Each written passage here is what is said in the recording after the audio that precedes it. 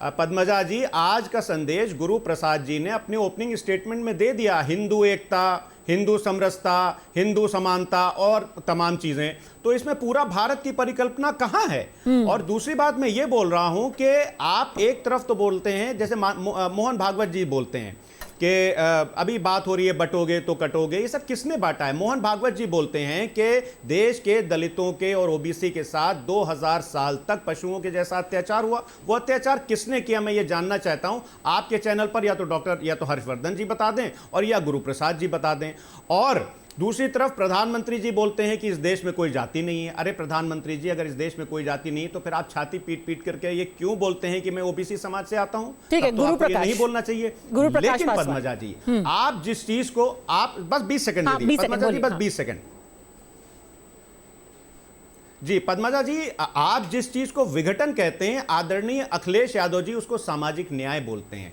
आप जिस चीज को विभाजन बोलते हैं, जननायक आदरणीय अखिलेश यादव जी उसको जस्टिस बोलते हैं। उस जस्टिस में सोशल जस्टिस भी है, इकोनॉमिक जस्टिस भी है और कल्चरल जस्टिस भी है। ठीक है, गुरु प्रकाश। नहीं, देखिए पद्मजा, सबसे पहले तो हमें इस बात को समझने की आवश्यकता है कि ये जननायक एक ही व्यक्ति थे और वो कर्पूरी ठाकुर हैं।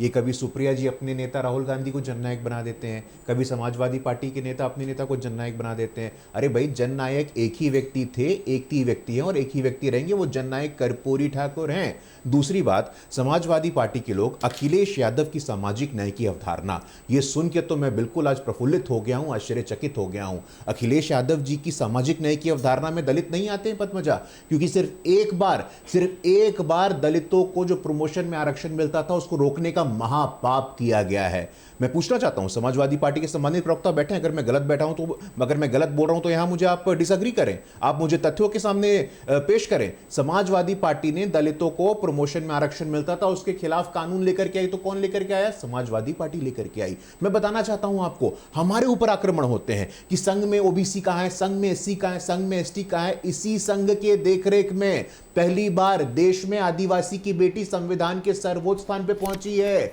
नरेंद्र मोदी जी पिछड़े वर्ग से आते हैं, इस देश के इतने ताकतवर प्रधानमंत्री बने हैं। उत्तर प्रदेश के इतिहास में पहली बार पद्मजा 3 दलित समाज की महिलाएं कैबिनेट मंत्री हैं। बेबी रानी हो, विजय लक्ष्मी हो, गुलाब देवी हो। आपने किसको बनाया? अभी समाजवादी पार्टी के टिकट का वितरण हुआ है, किसको मिला है टिकट? सिर्फ और सिर्फ परिवार, सारा का सारा न्याय परिवार के लिए। नेता कौन बनेगा? अखिलेश यादव बनेंगे। सांसद कौन बनेगा? डिंपल यादव बनेगी। चुनाव कौन लड़ेगा? इनके भतीजे लड़ेंगे। मुझे याद है अभी उपचुनाव में उन्होंने 2 दलितों को टिकट दिया, आपने एक दलित परिवार से अंत होते हैं। क्योंकि अब फैक्ट्स की बात हो रही है, तो अभी उपचुनाव में 9 सीटों में उन्होंने 2 दलितों को दिया, आपने 1 को दिया।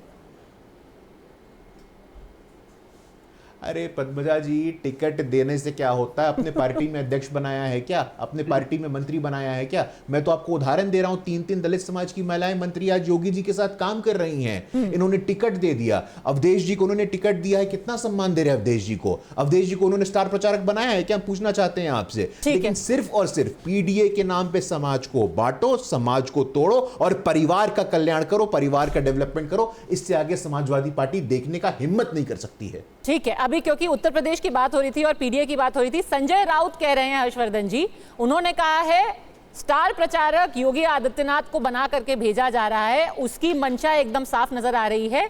उन्होंने उस नारे का भी जिक्र किया है। एक बार संजय राउत को सुन लेते हैं, क्योंकि बार बार हम बात कर रहे हैं संविधान की, पर इसका राजनीति पर, चुनाव पर क्या असर पड़ने वाला है, यह संजय राउत को साफ साफ दिख रहा है। एक बार सुन लेते हैं।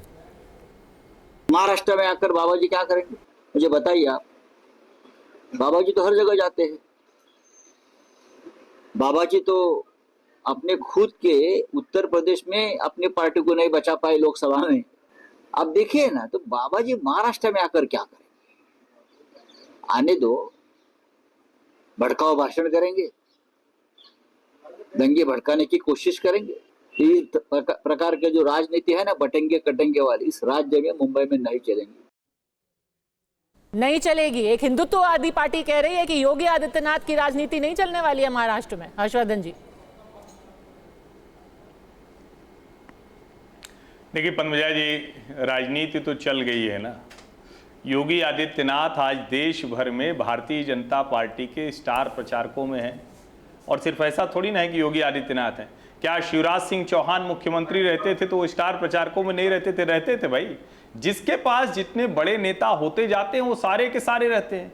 अब इनके स्टार प्रचारक कांग्रेस के इमरान प्रतापगढ़ी होते हैं, जो वाला अगर आप सुन लीजिए उनकी जो शायरी है ना कि हम मर जाएंगे तो एक होगा तो भी चार को मर कर मरेंगे, वो आप सुन लीजिए तो गिरिराज सिंह तो बड़े हल्के लगने लगेंगे। मैं समझ नहीं पा रहा हूं कि उसको भी पैरेलल चलाइए ना।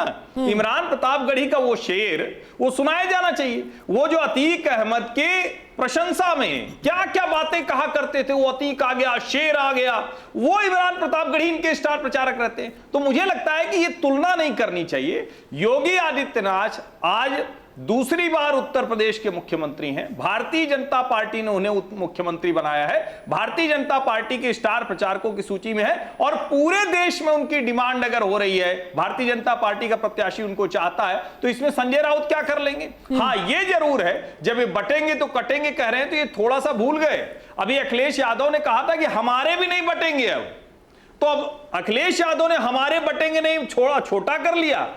भारतीय जनता पार्टी के बटेंगे नहीं कटेंगे नहीं, वो थोड़ा बड़े हैं, तो अभी देखना पड़ेगा किसका वाला नहीं बटेगा, और जो बटेगा वो तो कटेगा, ये कोई कहने की बात नहीं, हमारा ही हिस्सा है। और एक जो जिस मातृभूमि की बात कर रहे हैं वो मातृभूमि तो भारतवर्ष है ना। अभी तो फराज भाई ने बताया पूरा का पूरा विष्णु पुराण से बांग्लादेश पाकिस्तान तो भारतवर्ष ही है, कहां जाएंगे वो लोग? ठीक है।